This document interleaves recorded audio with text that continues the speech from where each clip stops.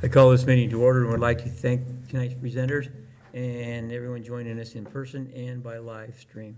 And thank you for being here. And we'll start with the Pledge of Allegiance. I will be. I pledge allegiance to the flag of the United States of America and to the republic for which it stands, one nation under God, indivisible, with liberty and justice for all.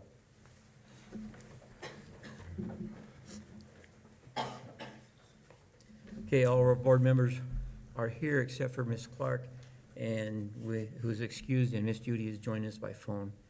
There are a few addendum materials on the following topics: human resource report, Head Start report, and the board calendar. I'd like a motion to approve the agenda with the addendum. Is there a motion? I move that we approve the agenda with the addendum. Is there a second? I second. Any discussion? I don't hear any. All in favor? Aye. Aye. Aye. Any opposed? I hear none.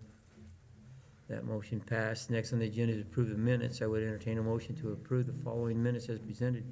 A special meeting for architectural and general contract presentation for Highland High School.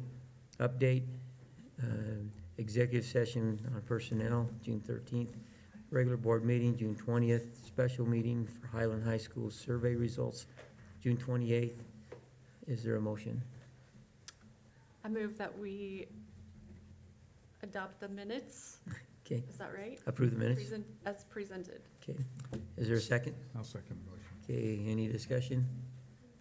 All those in favor? Aye. Aye. Any opposed? I hear none. That motion passed. Next on the agenda is approve the consent agenda, which includes authorizing the payment of claims, approving the supplemental financial information, and approving the human resource activities. Is there a motion? I move that we approve the consent agenda. Is there a second? I'll second. All in favor? Aye. Aye. I didn't ask for a discussion. I hope that's, okay, any opposed? Okay, my motion passed. Next on the agenda are the self-explanatory reports, which include kindergarten counts and student discipline data. Next on the agenda is public and written comment on topics not pertinent to the agenda actions. Written comment was not received, and I don't see any, so. We'll now move on to reports, which includes the PMC Athletic Trainer Report, which will be presented by Brett Udi and Brett Fari.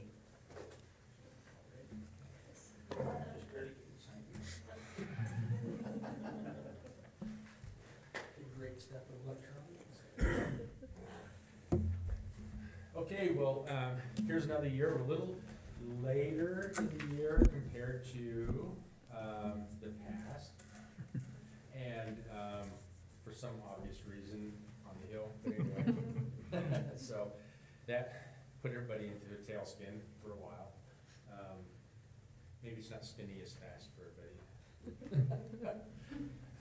It'll speed up as we get closer to the start of school, I'm sure, with everybody. So this program started with School District 25 in 2013, I believe, somewhere in that time frame. So this is about our 10-year anniversary, Cool. which also marks the 10th year that I've been retired from the school district. So anyway, and there's a whole other side of that story. Anyway, so look, our agreement between the two entities is something very special. And since we started this in 2013, my wife actually did, as a professor at Idaho State, did a study and looked at the relationship between hospitals and sports medicine programs and taking care of community programs and schools and all that type of stuff. And we were, when we started this in 2013, there were not very many hospital sports medicine programs involved across the country doing the same thing that we're doing. Today, more and more hospitals, it's becoming more of a norm for those facilities in local towns, whatever, to support the local high schools and sports and that type of stuff. So again, our sports medicine program is a little quasi trailblazer, in terms of getting things done and going. Took a pretty good vision from a lot of folks, both from the school district side, the hospital side, to get all of it done. And that, of course, took me out of retirement. So, here I am. You know what, and the cool thing is that we do have that comprehensive approach to everything that we do. We involve, physicians, PAs, physical therapists, who are very much ingrained in what we're doing in the schools. So a lot of times you'll see our staff on the sidelines, but you'll see some other people there, and that's typically the medical services from, typically Dr. Watney Joseph, Dr. Ford are the primary physicians who come in. We have a new person in town. His name is Dr. Sam Saunders. He's starting to help us out a little bit. He's doing a little bit more with ISU in terms of our contract with those guys. But we do have a ton of people that come in and help, a lot of PAs and PTs go to a lot of football games, take care of School District 25 kids. So again, we do have the ability to get athletes in pretty much the next day or the following day for evaluations. If it's on the weekend, we just have a quick way to even, like Dr. Joseph schedules time, blocks off time, where we can automatically fit 1 or 2 or 3 or 4, depending on what kind of Friday night it was, patients in to get them taken care of and their process moving forward. So that's very cool in terms of all of that. And of course, our program, being the hospital, it's a citywide hospital, right? And so our athletic trainers also, you've got to consider us to be citywide. We work very closely with Pocatello Police, Fannin County Sheriff, more importantly, Pocatello Fire, Chubbuck Fire, in terms of that's the people we really deal with if we have to make sure that we get a person very safely transported to the hospital. The other thing that's going to be, we're more and more with our concussion side of it. Our concussion clinic with Dr. Joseph has grown exponentially over the last couple of years. Typically, it was all athletes that we would see, which would average, a busy week for us in the clinic would be about 3 to 4 patients. Now we're seeing, because trauma is sending more and more patients to us, and the winter was very good, very bad for heads, with people falling on the ice. And so I was stressed out to the gills walking on ice out to my car after a clinic day because of all of these people who ended up with brain bleeds and stuff. So now the clinic sees 8 to 10 people per week. And we're usually, now I think we're seeing 1 athlete to 8 adults. That's how it's working. So we're looking at how we're gonna transform that to better care for that uptick. So that's kind of cool. The other part is, again, we're market speed with UCLA Medical Center, UPMC in Pittsburgh, Cleveland Clinic, UCLA Medical Center, you said that one already? And so, so that's the great thing that we're doing. And our physical therapist did some additional training, which in our opening meeting, he's gonna come in and spend a half hour with some new things that he's recently done and gained. And also, C3 Logics is one of the premier programs in terms of validity, in terms of testing what it's supposed to test. And so we were on the ground floor of that program about 11 years ago. And so we've kind of helped build their program. Britt's going to go over our numbers, and there's some variations, of course, coming out of COVID. And then we went like gangbusters. Then some other things happened in the spring. Some good, some very good, some very bad. And so she'll kind of go over those. So there's some variances there. But I want you to kind of think about too, in terms of the number of people we see on a regular basis. Fall is our busiest time frame. And each of our schools, Highland is a little bit more, but they were averaging in the fall 65 kids a day going through the training. Now, of course, think of after school, that's in the afternoon, right? So we take care of 65 kids.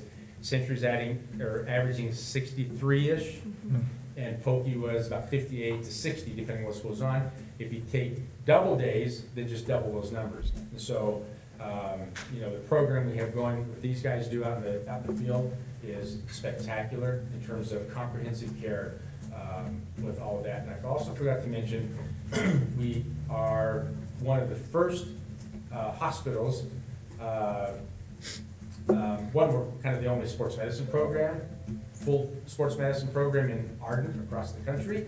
And they just finished a year-long project that we're now going to join their EMR, their electronic medical records program called EPIC, but ours is a little bit different name. It works off our iPads, and so we can immediately send information to the emergency room or to their physician if they're a important physician, and we can make referrals that way. So that's gonna streamline a lot of patient information to us and to everybody else who takes care of these athletes. That's great, sir. Okay, so the numbers that you guys have are from our fall 2022 to spring 23, but I kind of went back to our past 2-year reports and pulled some numbers, just kind of wanting to compare for you guys. So total number of sport athletes is that 1988. Last year was 1955, year before 1836. So we're kind of seeing consistent number in athletes across the board for totals. Of course, it varies school to school. And then total number of days on site.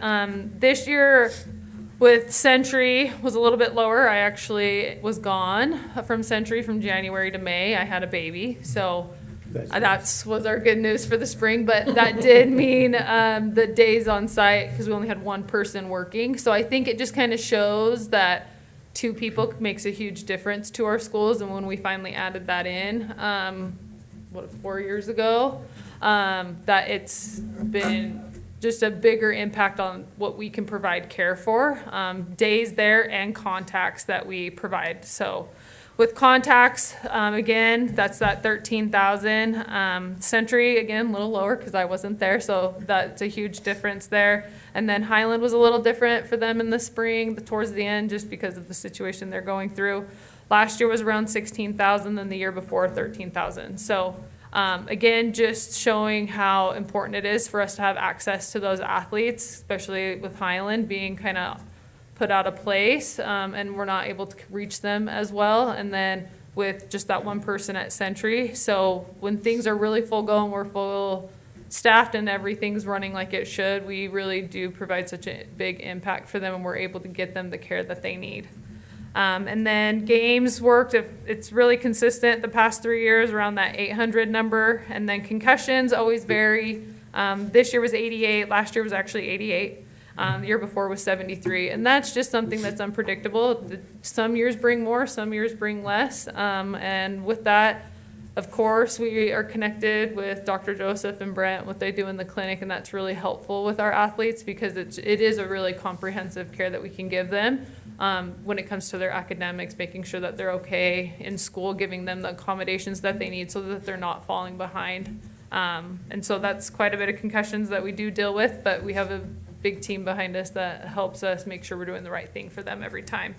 And then ambulance transports was 3 this year, and then the past couple years was 1. And again, that's just very variable, depends what the year brings us. And but that number does definitely stay small, and I think that just kind of shows that we're able to take care of a lot of their injuries that coaches maybe they were like, oh, we'll have to call someone, but we're kind of there on, and we can determine, is this an ambulance transport, or is this something we just need to call a parent, get them help, that kind of situation. So those are our numbers for this year. Cool. That it? Any questions? Nope. We appreciate what you do. We really do. Thank help you. people that. Okay, Yeah. awesome. Thank you.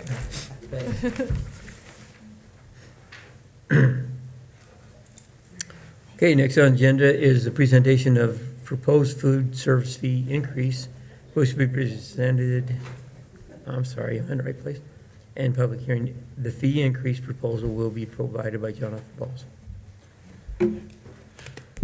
Good evening, board members. Before you now is a fee price increase for meal prices for a full paid elementary lunch, secondary lunch, and breakfast.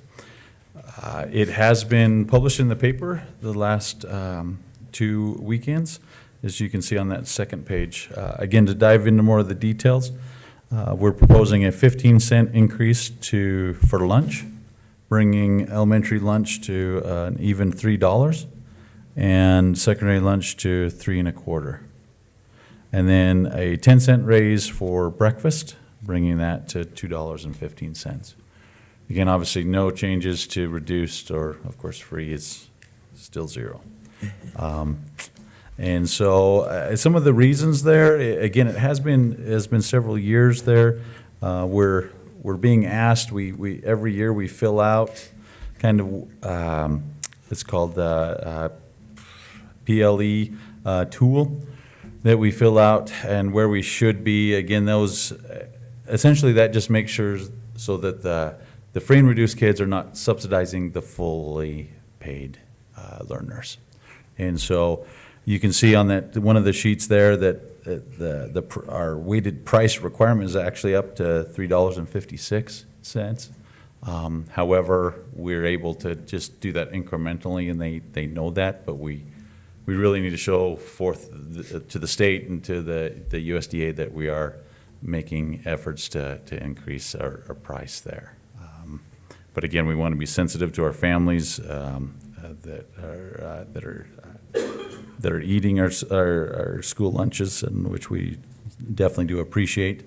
And so that's where we're recommending this 15 cent for lunch and 10 cent for breakfast. Any questions? Okay, thank you very much, Jonathan. We'll move on to curriculum and instructions, school safety and athletics. We'll start with Janelle Harris, who will present policy 8311, physical restraints and seclusion for second reading. Do we need to vote on that one before we Oh, yeah, close the we hearing? need to go back. Yeah. I'm sorry. Okay. I hereby recess regular meeting and convene a public hearing to solicit input. Input on the proposed food service fee increase. Are there any requests for comment? Have we had any? I don't see any. We'll move on. Okay, we'll now close the public hearing and reconvene the regular meeting. I would entertain a motion to consider adopting a food service fee increase. Is there a motion? I hereby move the board adopt the food service fee increase as presented. Is there a second? Second. Any discussion? Yeah, all in favor? Aye. Aye. Any opposed? I hear none. That motion passed. Okay, now we'll move on to curriculum. Janelle. So it's not curriculum, right? I'm doing the, It's all under the. okay, all under that umbrella. Okay, sorry. It's like, no, curriculum, I think that's you. So we've got one question about the policy. We've answered that question. So the policy is the same as it was on the first reading, and we're just working on what that training is going to look like throughout next year. Okay, that's it? That's it. Okay, thank you. Okay, next, Amy Boy will report on the following unit development update, the 2023-2024 back-to-school calendar. Amy. Hi, I'm excited to give you some information on unit development and our work this summer with teachers and how that went.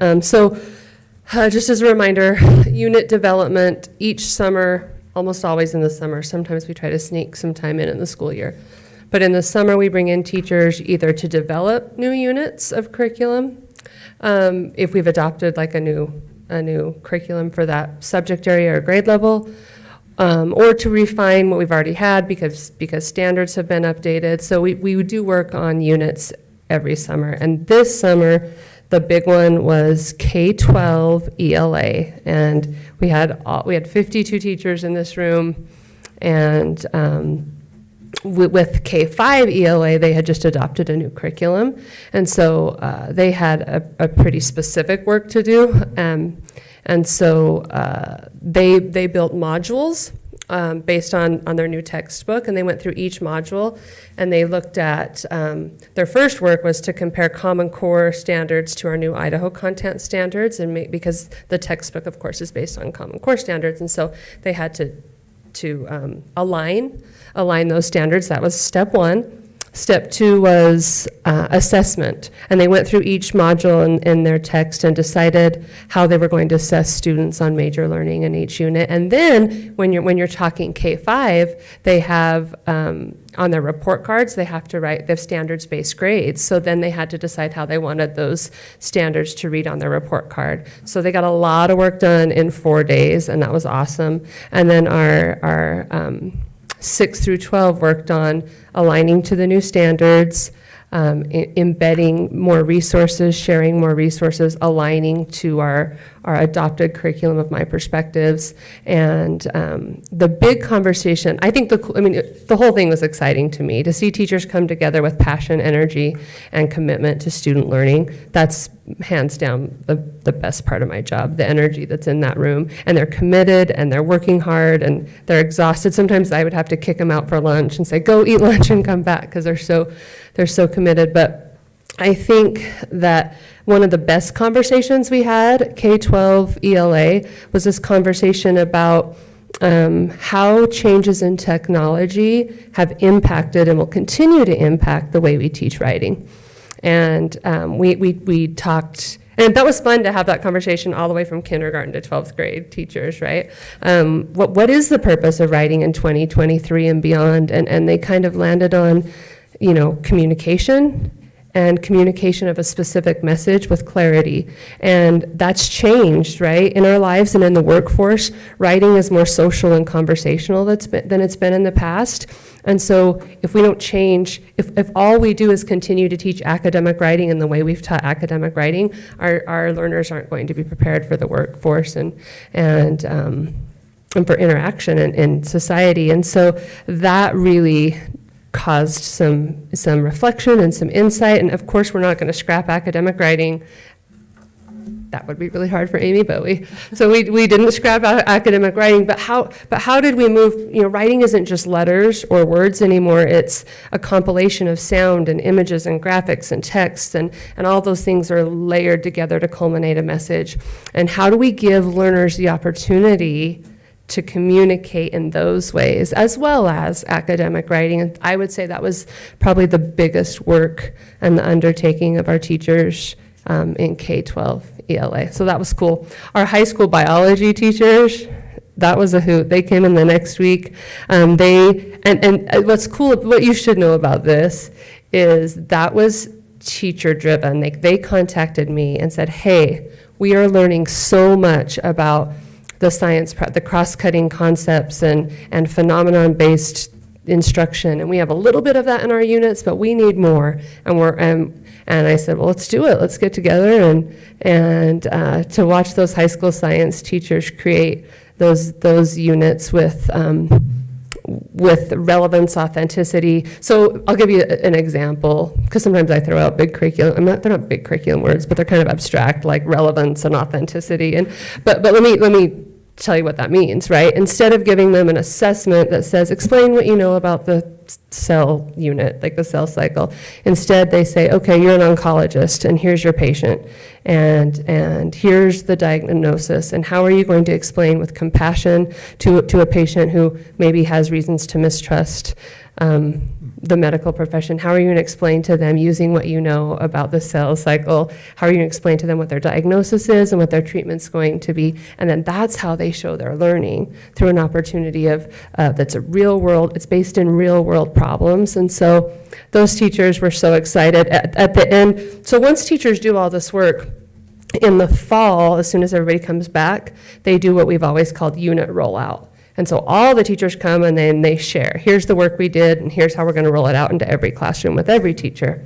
And so this group of high school biology teachers were like, we're not doing it the same way we've always done it. And I said, okay.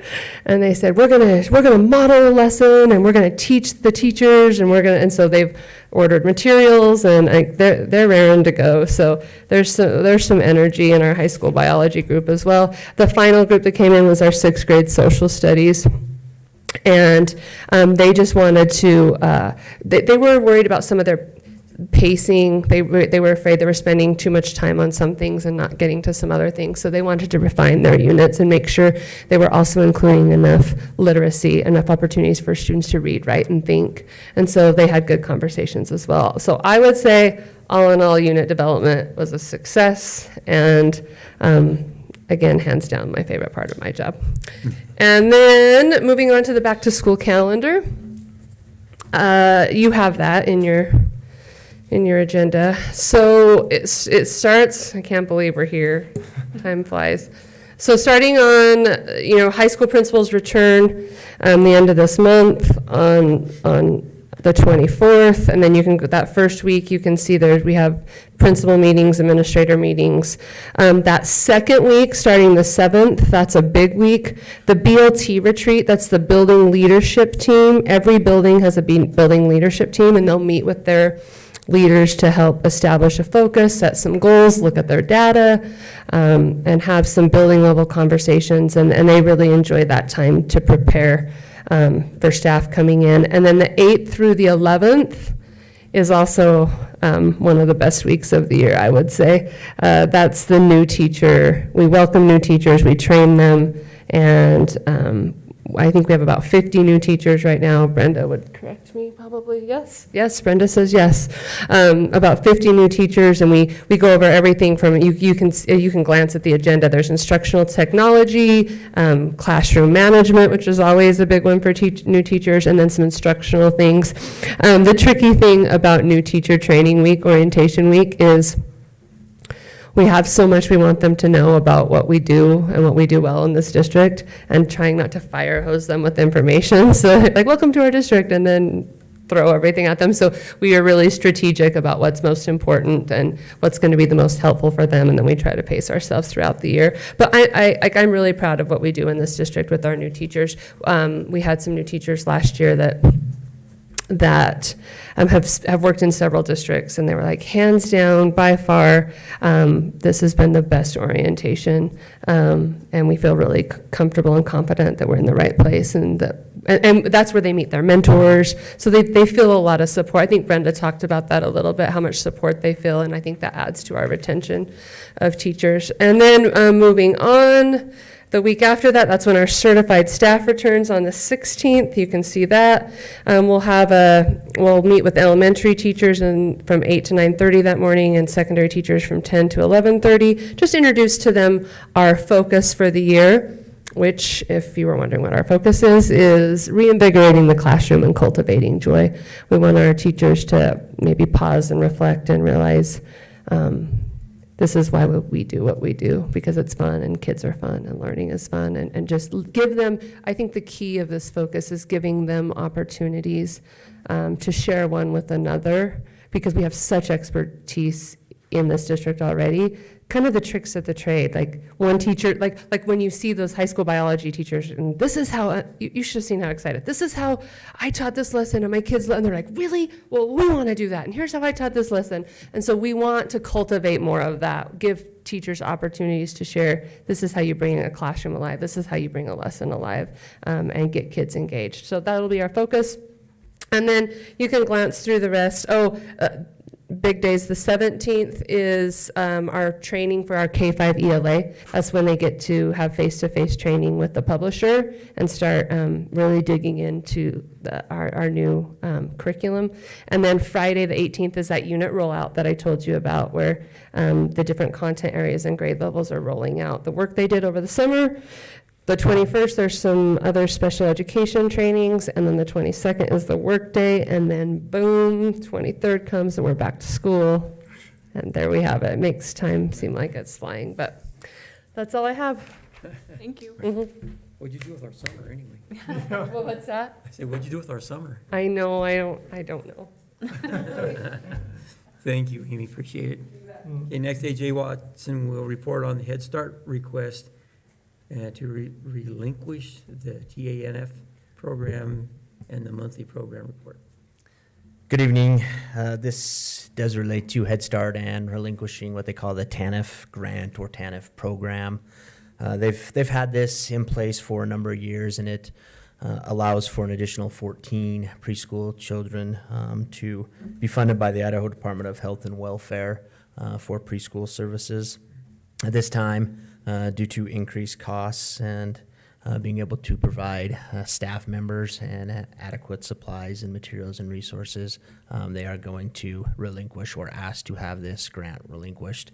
It hasn't increased. They've asked the state. It hasn't increased in funding for a number of years, and as costs and salaries continue to increase, it's no longer sustainable for them to maintain, and due to their enrollment, under enrollment, and also staffing issues. It just seemed like a good time for them to, because it's required, they called and asked if they could reduce the number of learners that they were supporting, and the State Department said no, that they would be unable to do that. And so they are asking for action tonight to relinquish that TANF request, or the TANF grant. So they will be reduced to 169 learners enrolled, and they would also reduce one classroom in doing so, and only need to staff for 9 classrooms, which would also benefit them with their current staffing situation.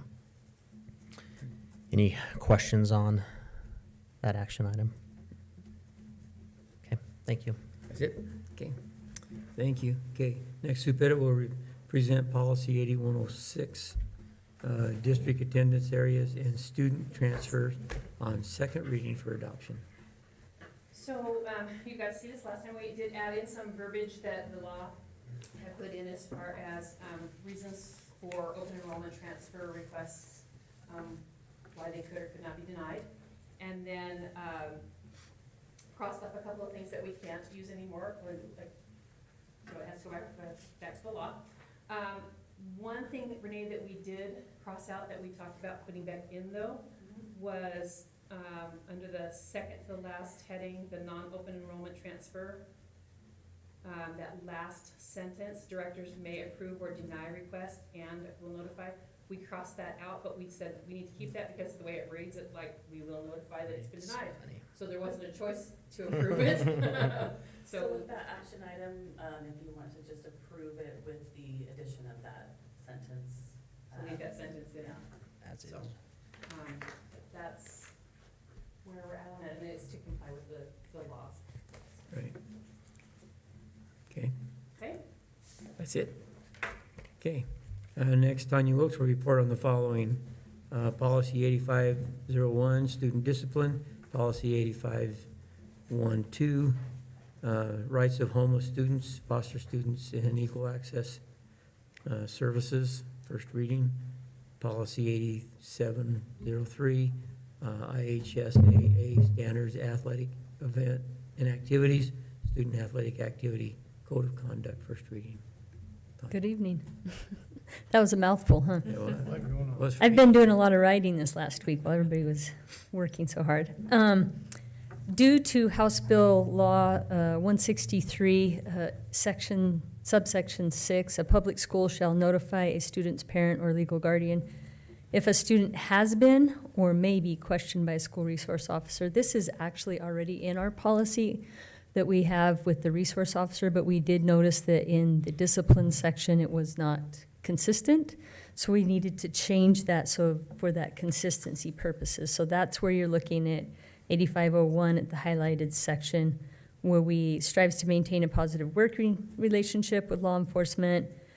Principal will make reasonable attempts to contact parent or guardian prior to law enforcement interviewing a child. However, if the school is unable to reach a parent or guardian, law enforcement may interview the child without the permission, and the building administrator will notify the parent guardian of any law enforcement interview in a timely manner. We already currently practice this, but we definitely needed to have it updated in our policy. Okay. Perfect. So that will cover that House bill. Any questions? That's for a first reading. Okay, and then the next policy we looked at, we brought to our attention that we had a great policy on our homeless students, but we did not have foster students included in that policy, so I just included, I am the district liaison on that section, so I wanted to include that in our policy, and the policy was pretty big, and it wasn't broken up into a policy and procedures, and a lot of the procedural actions were in the policy, so we broke it up to a policy that addresses the homeless students, foster students, and equal access to services, and you'll see a lot of crossing out. That's not, we're taking it out, we're making that procedure for 8512. So again, just moving into, if you look at the procedure section, the very last page there, it just talks about that the district will post on their website who the district foster care liaison is, which is myself, and just the procedures that we'll go through when that gets brought to our attention. Questions? Okay. And then the next one is with the new boundaries and so forth, and IHSAA really detailing when a transfer is accepted and when it is not.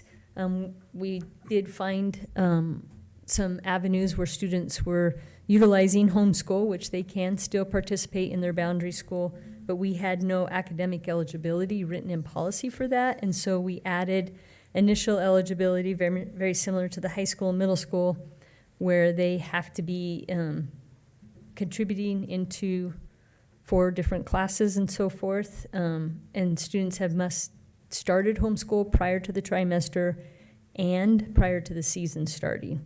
We don't want somebody dropping out of school and homeschooling because they're not meeting academic purposes, but wanting to participate still. So we just want to make sure that academics is first and foremost with all of our students. And then the ongoing eligibility, making sure that when we do check into the kids and their classes and so forth, that we do have documentation that they're taking 4 classes, which is IHSAA regulations right now, and that subject level is grade level. Questions? No. Okay. Thank you. I didn't realize that homeschool kids could play sports. Yeah, and Gives me freedom. there's a very specific rule in IHSAA on homeschool students that you cannot participate in any other school other than your boundary. Oh. So if you move, you can't stay at the school you're at. You have to go to the new boundary school I see. as well. So we definitely welcome them, but we make sure that they follow the guidelines. Right, exactly. Thank you.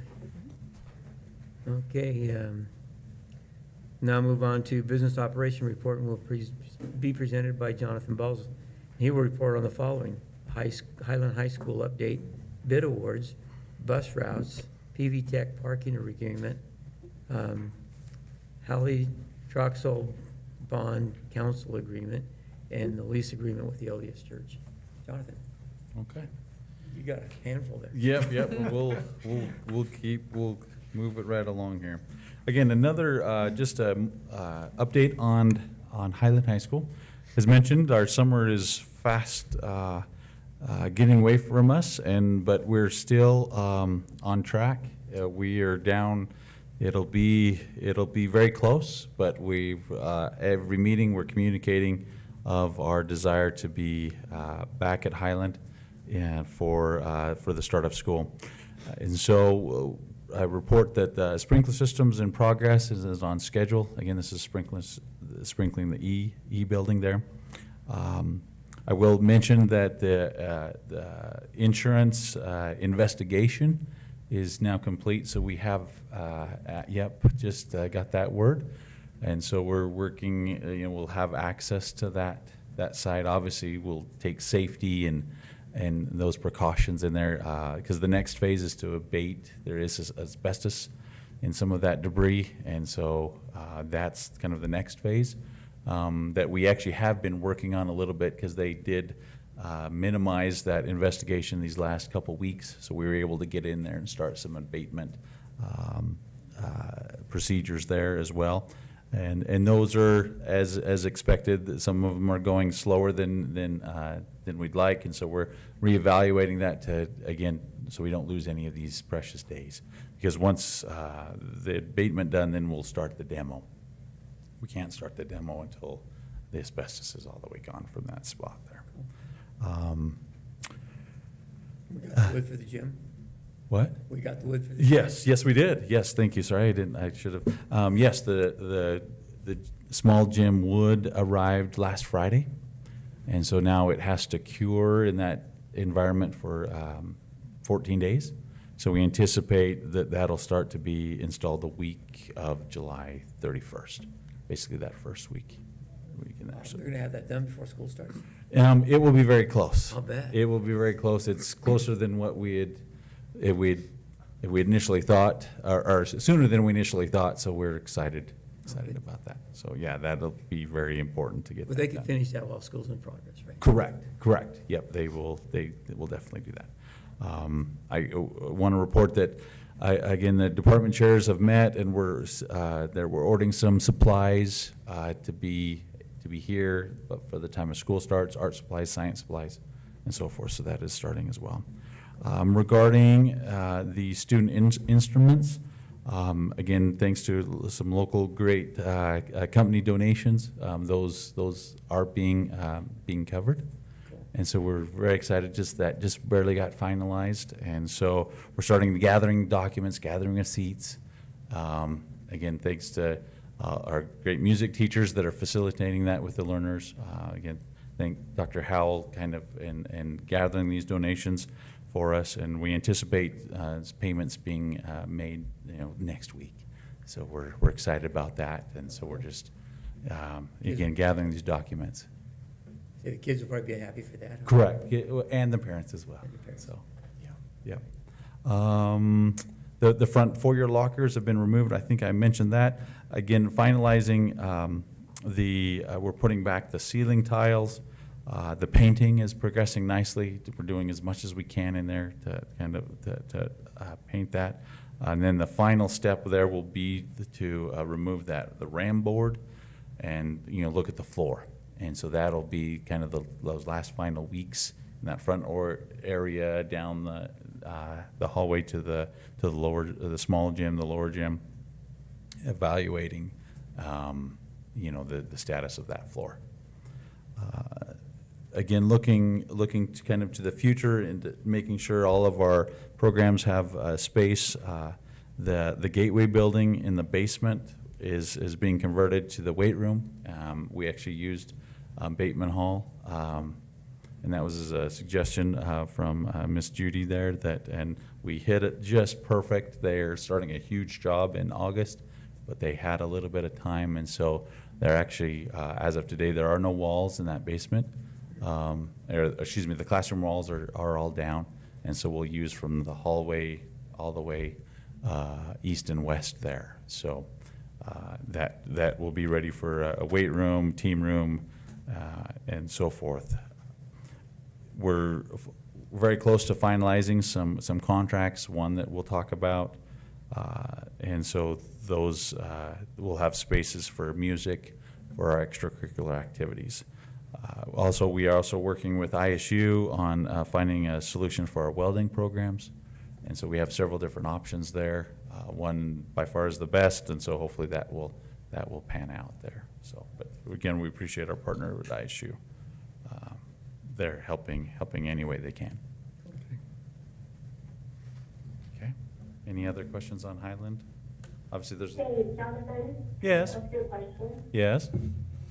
Hey, first of all, thank you so much for all the work that you've been doing. You've just been working night and day, and I so appreciate it. Well, the whole team has, yes. Yeah, well, yes, everybody has. Thank you.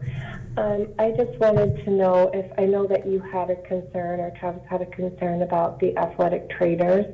Are they able to have what they need and plenty of space and all that they need for the work that they're doing? And just like even the weight room itself, it is, we want to be upfront with everyone, it is smaller than the original weight room. And so there is space for the trainers. It is smaller than what they would probably prefer, but it is a space that could, that will be able to treat our, the student athletes, as we heard there. So we do have a space for them, yes. Okay. I know that was a concern that they mentioned. I just wondered how that went. Yes. And how that turned out as finding space for them. Correct, yes, there's a space there in the basement that we're looking at. We're looking at kind of all the options for locker rooms, for these training spaces as well. Okay, thank you. Okay. Okay, to move on, we have one bid that we would like you to approve. And that's for some security cameras, a new security system at New Horizons Center. And again, we chose New Horizons because it's a high school environment and it's one of the smallest ones. But this is an upgraded, updated system that if we like that and it functions well, that we'd like to roll that out in the coming months and even years to our other schools. And so we went out to bid for this security system at again, security cameras, again, not a system, forgive me, really cameras at New Horizons Center. Again, 11 vendors were invited to bid. We got 3 vendors, and it is our request that the board approve the security camera bid to Ednetics out of Boise for the amount of $38,173.05. How are those cameras different than? So it's just using the up-to-date technology. I mean, just like you can imagine in our system, we even have several old analog cameras that, they show a picture, but you can't see faces.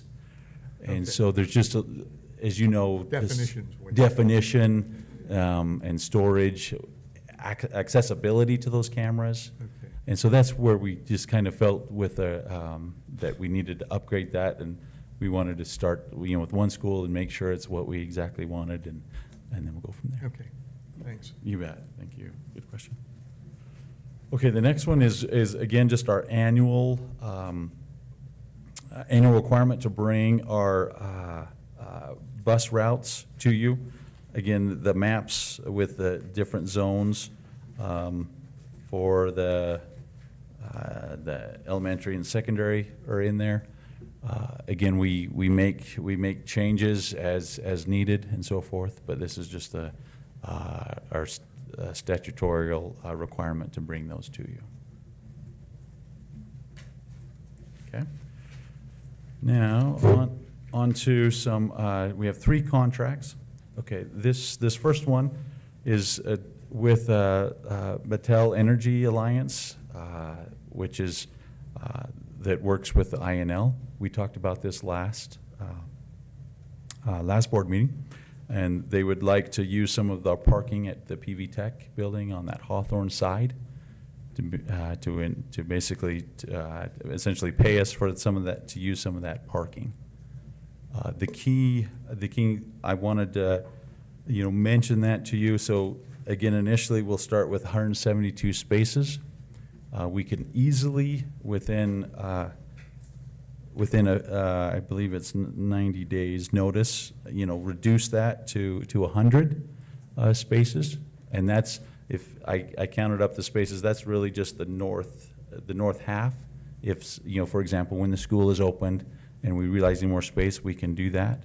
However, if we drop down below that 100, then they actually have asked us for almost a year notice to be able to do that. So this is a kind of a semi-permanent commitment there. You'll notice there's also a drawing of their proposal of some barriers and so forth to make that safe for the bus routes and the parking. We ran this by our maintenance department, and again, as the semi-permanent, as long as they're movable, we didn't feel any harm in the way that they had proposed that. So who's going to police that? Just make sure they don't park in ours and we don't park in theirs? Excellent question. Excellent question. It will be, it'll just be to be honest, yeah, it'll just be them policing us and us policing them. We have a good contact with them, and we're trying to build that relationship. I think it'll benefit our learners there. Yeah. And Their and side so of forth. that parking lot fills up though at Oh, yes. 6 o'clock. or- Correct. or- Yeah, it'll be even 5 o'clock Yeah, is 5 o'clock is in the where morning, the snow has to be removed and so forth.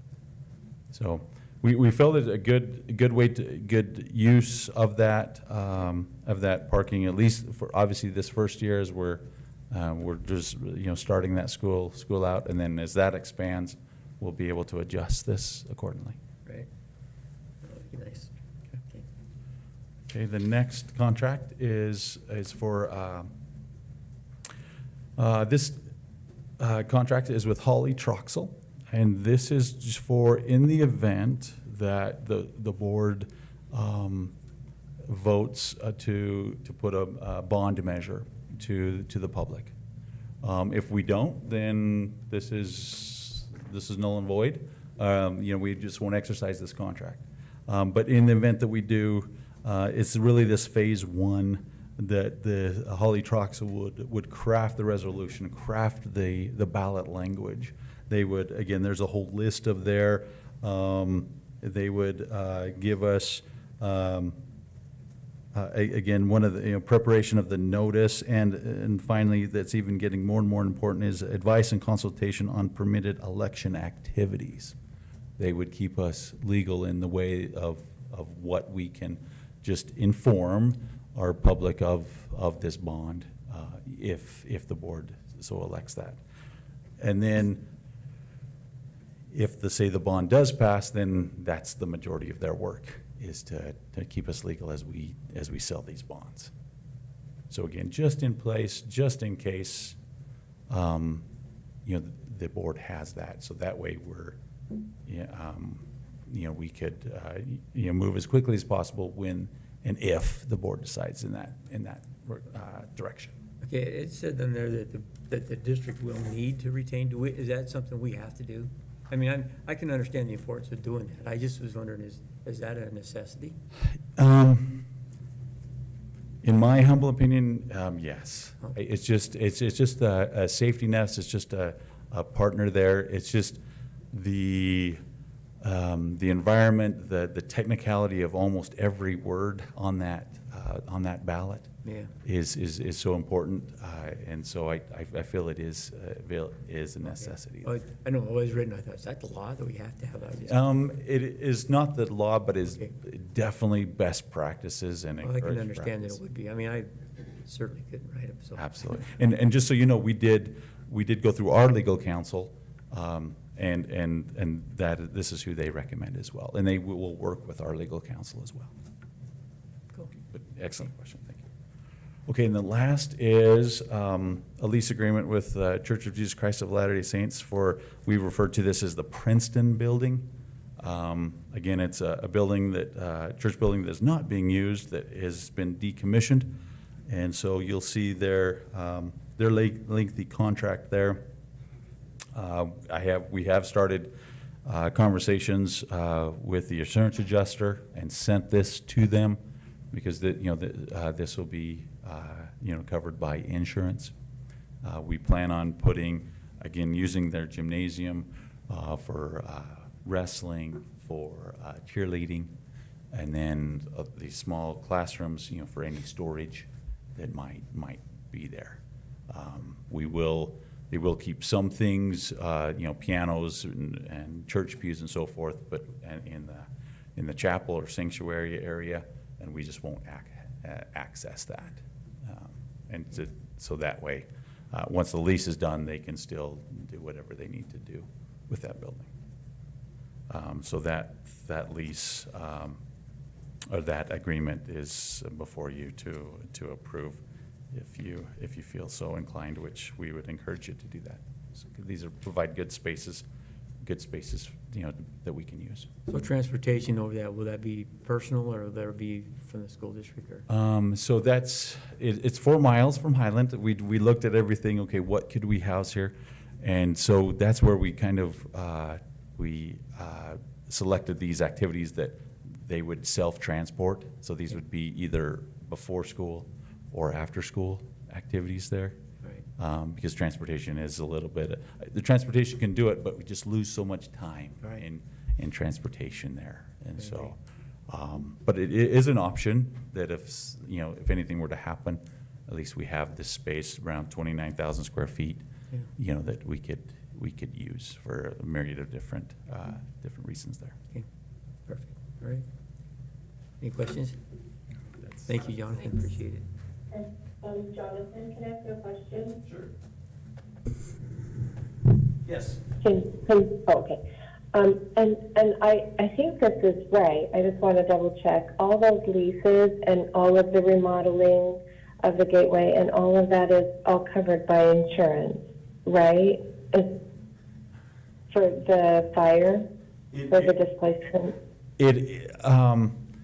In general, the answer is yes. I did, I got some more clarification, and we're still looking at that. There is some mathematical formula that they, for the utilities that we would have paid at Highland might be deducted from the utilities that we're paying at these extra spaces. If that makes sense. Oh, that makes sense. Correct. Yeah. That was just a new concept to me that we talked with our adjuster this afternoon. But that does make sense. So yes, the majority of it, the lease space the insurance will cover that. Okay, and the remodeling, it will also cover that, right? Correct. They did review all the prices. We got a price estimate from them that are doing that remodeling at Gateway. It's an extra expense. Obviously, we wouldn't have incurred it if it wasn't for the fire. But so yes, that is also being reviewed, and we anticipate that being covered by insurance as well. Oh, that's great news. Thank you. Thank you. Okay, thank you, Jonathan. Okay, Hey, Jonathan, I do have one other question for you. Is that okay? Yes, of course. Could you give an update on the Highland turf? Do you know anything more about that? Is it dry? Is it ready to be rolled out, or what? Do you know what the update on that is? Yeah, absolutely. If that's okay, Mr. Yeah, Chairman. go ahead. it would fall under. Yeah, it would fall under Highland, sure. So we did have some moisture there. We thought initially it was from the winter that we had. There was just a section on the east side right in front of the visitor section that was could not dry. We could not compact it. Obviously, to be able to lay down this E-layer is what they call it. It's basically kind of an asphalt cushion, if you will. It just would not compact. And so they drilled it up, and so forth. We did get but still it was not dry. We did get a geotech, a soil specialist, to come and test it, and he recommended that we're actually, and that's what started this week. So, Ms. Judy, that was started this week, that we're actually combining the soil with some cement and almost creating a little bridge over that wet spot. Is it spring enough? Okay, so you did decide to go ahead and do that. Yes. That's been really interesting. Yes, and so, we never did see a spring. I mean, some of the old timers says, oh yeah, there's a spring underneath there. We never did find that, but there definitely was a big pocket of moisture there that we did not anticipate. So that is going to impact the start of our football.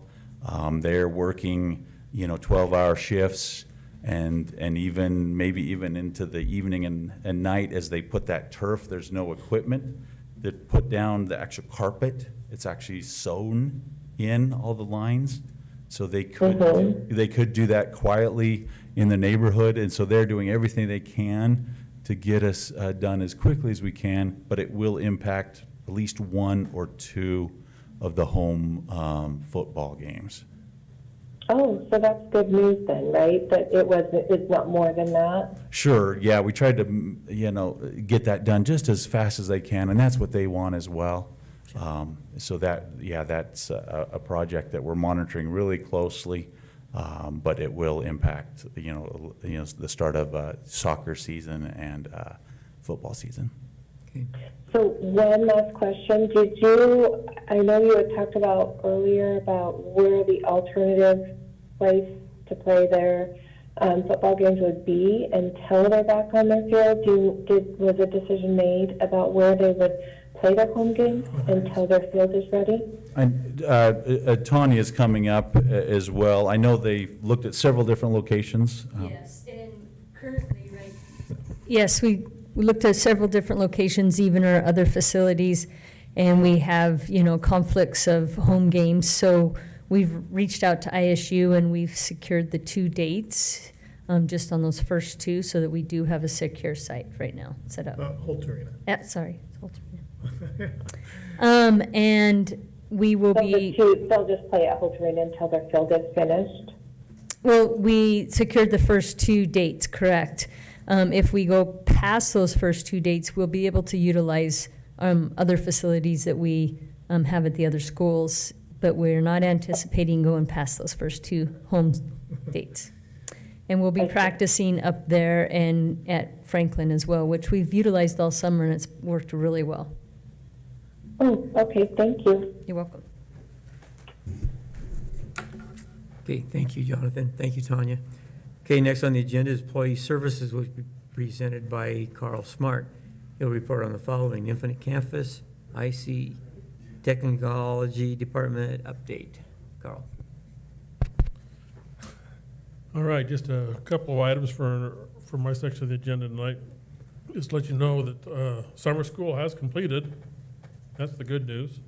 And after summer school is done, of course, we have to send in our latest and last IC submission to the state with all of that information in it. So over the next 2 or 3 weeks, we'll get that submitted and taken care of.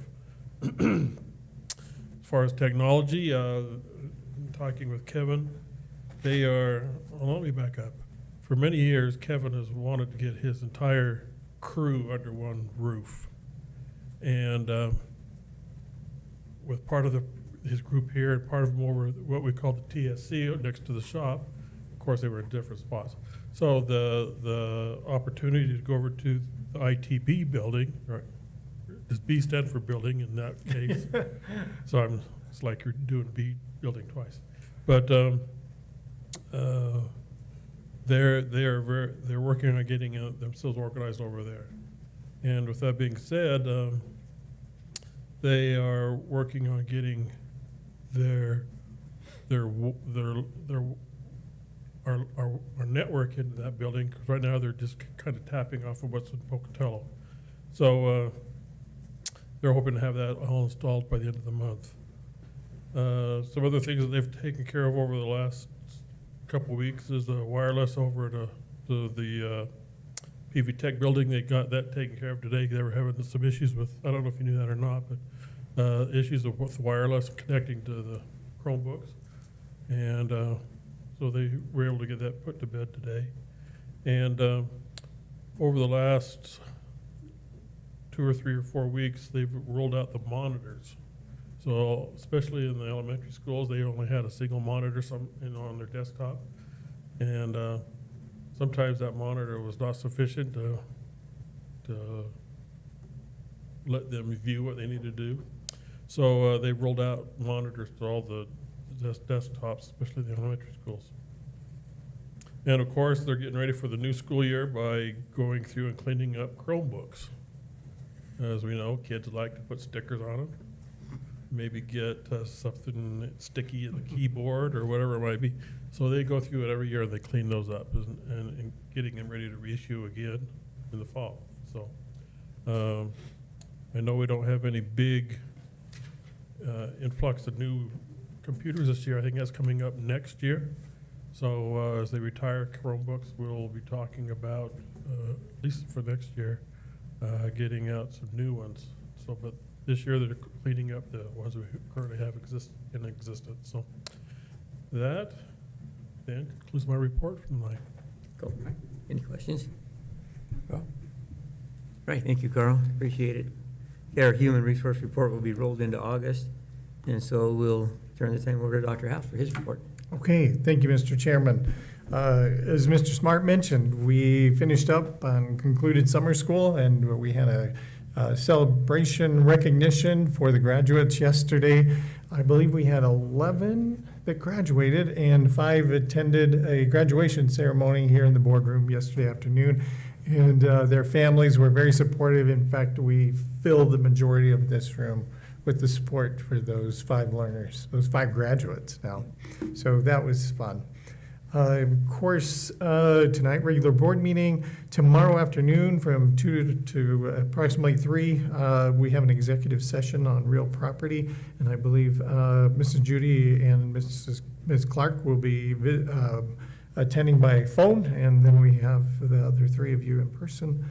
And then for August 3rd, I sent the board a pretty specific date, and as we roll forward with Highland decisions and what we do there, a number of dates, probably 10 of them, that I just ask you to tentatively set aside as we have public hearings, as we have various meetings to review plans, to visit with architects, and so forth. So you can see, again, tentatively, we have August 8th planned. We have a site and time to be determined, but we'll solidify that as we have everyone back from vacation and talk more deeply about all of those calendar items that I've just sent you for preview. Then you can see Community Prevention Committee, that is August 8th. If you're interested, please let Renee know so that we only have 2 board members attend. August 15th will be our regular board meeting. August 16th, we have some reinstatements, again, tentatively planned. That'll be at 3:30 in the afternoon. There's a Key Communicators Network listed here on August 22nd. Typically, we don't start Key Communicators until September. And so you can scratch that off your calendars. And then the 23rd is, as Mrs. Bowie said, first day of school. Hard to believe that we're already there. Labor Day holiday on the 4th. The 5th, again, one of those tentative special meetings to review survey results and potentially adopt bond language. And so along the way, too, Mr. Balls is working with Mr. Spidell, Mr. Glenn, and our architectural group to do that kind of an informal review of the 4 schools that we talked about: Washington, Tendoy, Idaho, and Highland. So somewhere along the way, we'll incorporate that. I don't recall the timeline for that. Mr. Balls, are you doing that in the next couple weeks? Yes, next couple weeks, there should be, yes, At the locations, and then probably another 2 weeks or so to draft something, collect their findings, and so forth. So, but definitely within the next month to 6 weeks, I would anticipate. And that takes us out quite a little while, but the clock is ticking, and it'll be students in chairs and teachers back before you know it. I mean, it's only the middle of July, and yet it's crazy how the time flies. That's it for me, Mr. Chairman. Okay, thank you, Dr. Al, appreciate it. Okay, next on the agenda is public written comment pertinent to agenda items, and I don't think we have anything, so.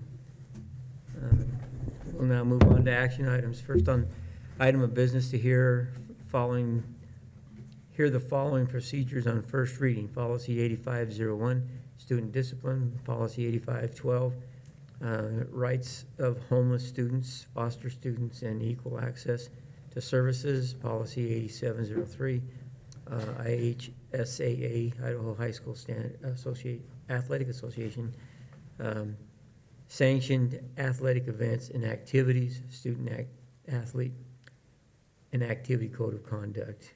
Is there a motion? Yeah, I hereby move the board hear on first reading the below-listed policies as presented: policy 8501, 8512, and 8703. Is there a second? I second.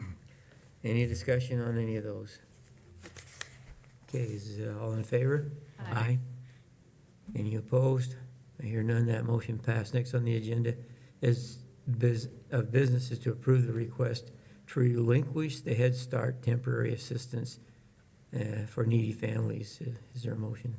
I hereby move that the board approve the request to relinquish the Head Start Temporary Assistance for Needy Families program as presented. Is there a second? I'll second the motion. Any discussion? All in favor? Aye. Any opposed? I hear none. That motion passed. Next on the agenda of business is to hear following procedure on second reading for adoption: policy 8106, district attendance area and student transfer; policy 8311, physical restraint and seclusion. Is there a motion? I hereby move the board hear on second reading for adoption the below listed policies as presented. Policy 8106 and 8311. Is there a second? I second. Any discussion? All in favor? Aye. Aye. Any opposed? I hear none. That motion passed. The next item of business is to award the following bids. A security camera for a New Horizon Center. Is there a motion? I hereby move that the board award the following bids as presented, security cameras at NHC. Okay, is there a second? I'll second the motion. Any discussion? All in favor? Aye. Aye. Any opposed? I hear none. That motion passed. Next item of business is to set the bus routes for the 2023-2024 school year. Is there a motion? I hereby move that the board set the bus routes for the 2023-2024 school year and authorize the administration to make adjustments throughout the school year as presented. Okay, is there a second? Second. Okay, any discussion? All those in favor? Aye. Aye. Any opposed? I hear none. That motion passed. Next item of business is approved the PV Tech parking agreement with INL. Is there a motion? I hereby move that the board approve the PB Tech parking agreement with the INL as presented. Is there a second? I'll second the motion. Any discussion? All those in favor? Aye. Aye. Aye. Any opposed? I hear none. That motion passed. Next item of business is to approve the Holly Troxel Bond Council Agreement. Is there a motion? How, I don't have, go ahead, I Yeah. can't find it. I hereby move that the board approve the Holly Troxel Bond Council Agreement as presented. is there a second? I'll second the motion. Any discussion? All those in favor? Aye. Any opposed? I hear none. That motion passed. The final item of business is to approve the lease agreement with the LDS Church. Is there a motion? I hereby move that the board approve the lease agreement with the LDS Church as presented. Is there a second? I'll second the motion. Any discussion? All those in favor? Aye. Any opposed? I hear none. That motion passed. That concludes this meeting. I would entertain a motion to adjourn. I covered that one. I move that we adjourn. Is there a